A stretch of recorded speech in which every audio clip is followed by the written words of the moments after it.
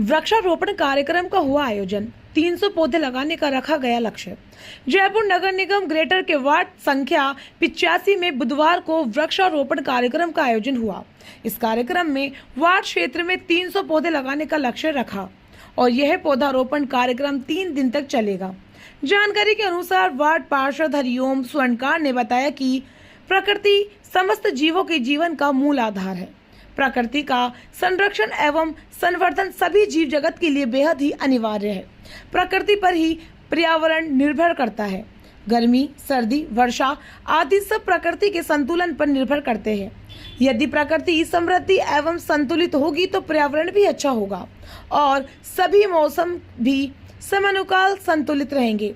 यदि प्रकृति असंतुलित होगी तो पर्यावरण भी असंतुलित होगा और अकाल, बाढ़, भूस्खलन, भूकंप आदि अनेक प्रकार की प्राकृतिक आपदाएं कहर ढाने लगेगी। प्राकृतिक आपदाओं से बचने और पर्यावरण को शुद्ध बनाने के लिए पेड़ों का होना बहुत जरूरी है। पेड़ प्रकृति का आधार है। इस मौके पर रामचंद्र जांगीर, लोकेश शर्मा, विजय शर्मा, गीता देवी, विमला देवी, राहुल रामनगर सहित कई लोग मौजूद रहे। एक कॉलोनी से एक एक घर वाले अगर निकल के आते तो इसको हमको समझाने में और हमको सहयोग लेने में इसकी वो मिलती। और आपका ही काम कर रहा हूँ, कोई मेरा तो काम है नहीं है। मेरी नैतिक जिम्मेदारी के साथ साथ आपकी मुझसे बड़ी जिम्मेदारी है, क्योंकि एक बार मैं काम करा दूंगा, लेकिन आधे घंटे बाद ही अगर इसमें कचरा आ जाता है तो इसका कराना नहीं कराना बेकार है।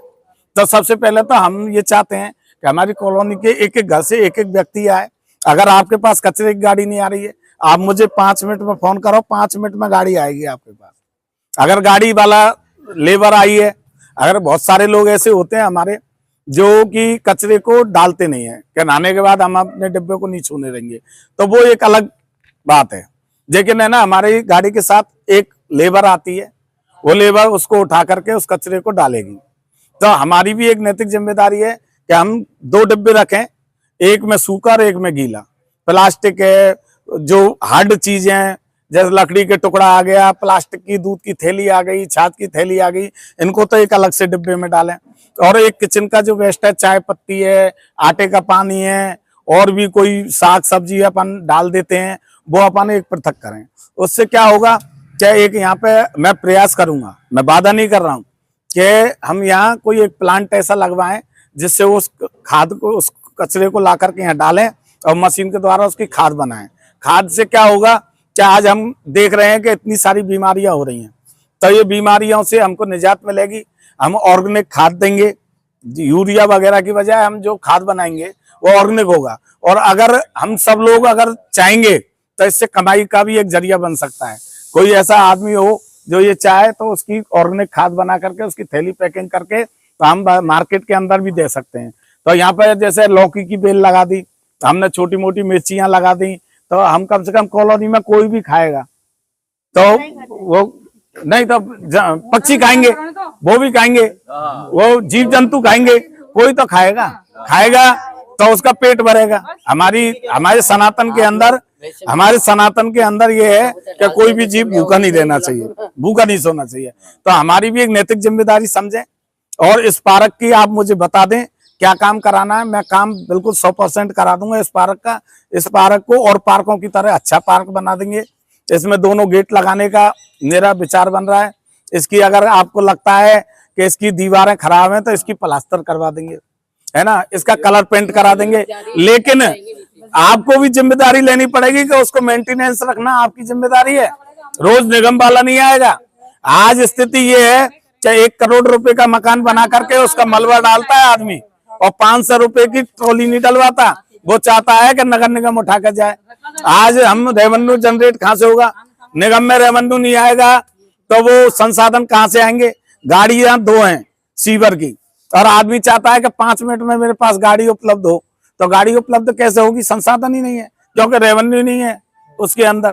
आज 20 साल में मैंने पूरे 17 सेक्टर को जितना हो सकता है उतनी गली गली को बनवाने का प्रयास किया। अगर गलत कह रहा हूं तो आप सब लोग खड़े हैं। पूरे सेक्टर को एक साथ बनवाने का प्रयास किया है। सारे सीवर के ढक्कनों को ऊपर करवाने का प्रयास किया है। इक्के दुक्के कोई रह गए तो उसकी नहीं कह सकता, लेकिन हमारी भी जिम्मेदारी थी क्या हम उन ढक्कनों को ऊपर करवाएं? आप बताओ, उससे पहले एक ढक्कन के लिए, एक सीवर के लिए पार्षदों के घर जाना पड़ता था। आज पार्षद तुम्हारे घर आ रहा है, लेकिन आप इकट्ठा होने में दिक्कत आ रही है आपको अपने घर के सामने। तो ये सब चीजें हैं। तो मेरा तो निवेदन है कि आप सहयोग प्रदान करें और हम इसको अच्छा स्वच्छ वार्ड बनाएं, प्लास्टिक से मुक्त वार्ड बनाएं और इसमें ऑर्गेनिक खाद को भी बनाएं, 2 डिब्बे रखें, कचरे को अलग अलग करें और पूरा सहयोग करें। और इस पार्क में जो बचा हुआ चावल होता है, रोटी होता है, ये इस तरह से इस पार्क में नहीं रखना है। इसको रखोगे चींटी का दाना नहीं डालना है। आपको चींटी का दाना डालना है तो आप वुडलैंड पार्क जाइए। आप धर्म कर रहे हो, लेकिन धर्म के साथ साथ आप कितना पाप कर रहे हो कि आप आप चींटियों को दाना डाला, आपने चींटियों को दाना डाला तो वो चींटियां मर गई, तो आपने जितना पुण्य करा उससे ज्यादा पाप हो गया। आपने आटा डाला, आपने रोटियां डाली, चावल डाले, वो पैरों में जाती हैं तो वो अन्न का अनादर हो गया। आप जाके गाय को देके आओ ना, कुत्ते को देके आओ। तो मेरा तो निवेदन है कि मेरा सहयोग प्रदान करें। मैं आपके लिए 24 घंटा सेवा में तत्पर हूँ। इस बरसात में भी कहने के बाद मैं सुबह 5 बजे का निकलता हूँ, 6 बजे का पूरे पार्कों से और पूरी गलियों से निकलता हूँ। जो भी मुझसे कोई काम की कहता है, मैं उस काम को कराने का प्रयास करता हूँ। अब बाकी निगम की स्थिति तो जैसी है वो आपको भी पता है। तो मैं तो राजू भाई यहाँ के इंस्पेक्टर हैं, सैनिटरी इंस्पेक्टर पूरे एरिया के इंस्पेक्टर हैं यहाँ के सफाई के। दूसरी बात, अगर आपको सीवर की, कचरे की कोई भी कंप्लेंट हो तो हमारे राजू ये इंस्पेक्टर है यहाँ के, तो ये हाजिरी गाह हमारी बनी हुई है।